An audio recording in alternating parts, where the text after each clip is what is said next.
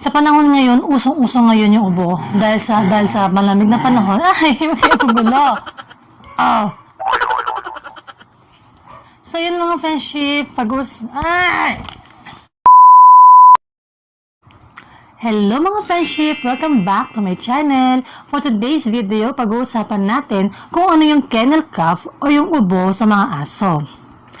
Pero bago tayo mag-start, kung bago ka pa lang dito sa channel ko, please like and subscribe my channel. I-click na rin po ang bell button para ma-notify kayo sa mga next video ko.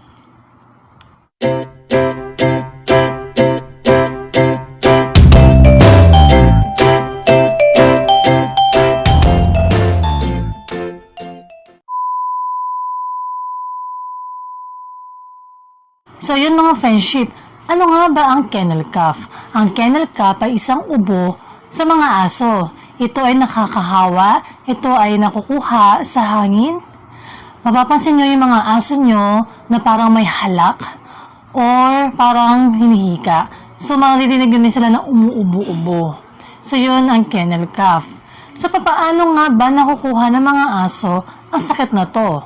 Ito ay nakukuha dahil sa virus, sa bakterya na kanilang nalalanghap, less ventilated o yung kulob yung kanilang lugar, lalo na kung may mga kasama sila mga aso or mga pusa, mababa or mahina ang immune system, at sa malamig na panahon.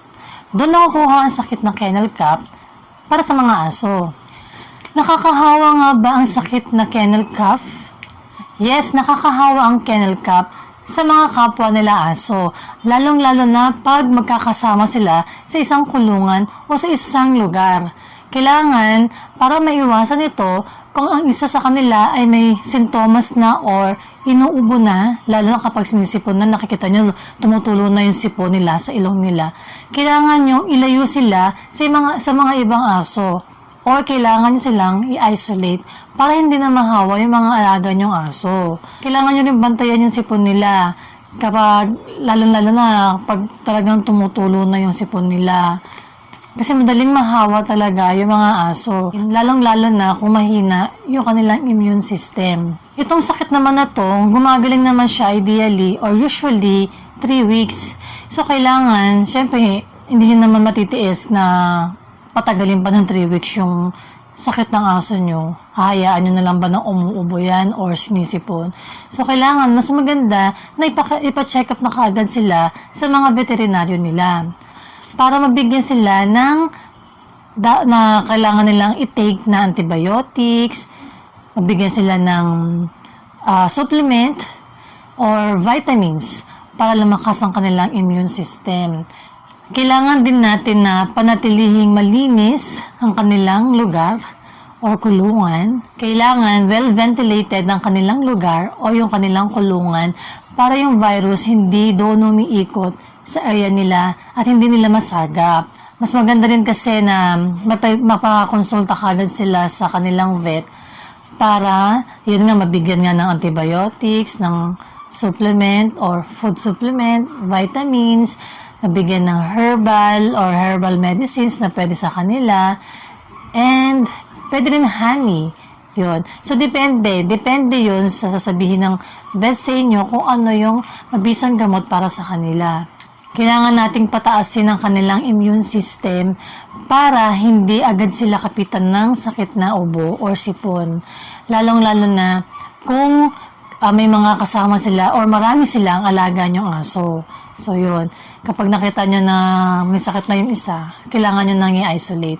And then, lalo na ngayon, siyempre sa panahon ngayon, kapag pinapaliguan natin yung mga alaga nating aso, kailangan paliguan natin sila sa hindi mahangin, sa hindi open. Kumbaga, actually, mas maganda nga paliguan natin sila sa kapag tanghaling tapat.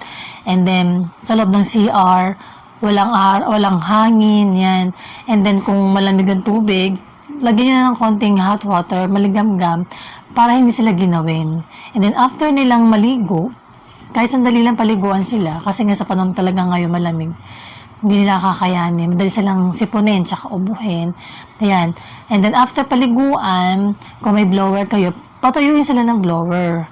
mas maganda nga kung may hot yung blower para hindi sila, kumbaga mawala yung lamig, hindi sila lamigin. Pero kung hot naman yung blower nyo, kailangan mabilis. Huwag yung i-steady na gano'n sa isang area kasi mainitan talaga sila, mapapaso sila.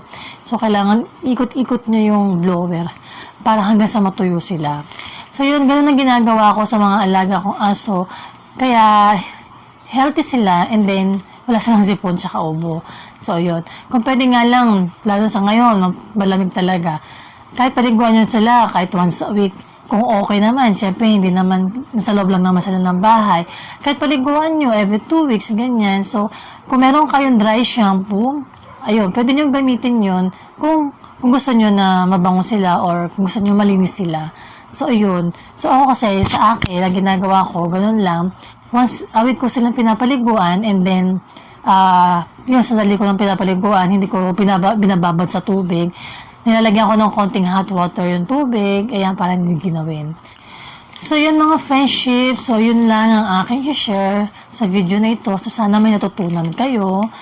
Magkaroon kayo ng idea sa ganitong sakit na kailangan yung agapan or kailangan yung iwasan.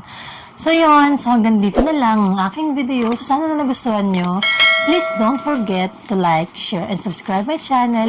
I-click nyo na rin po ang bell button para ma-notify kayo sa mga next video ko. Thank you for watching. Ayan, tulog na sila. Kaya nag-aaway sila sa tabi ko eh. Tulog na sila ngayon. Thank you for watching. Bye!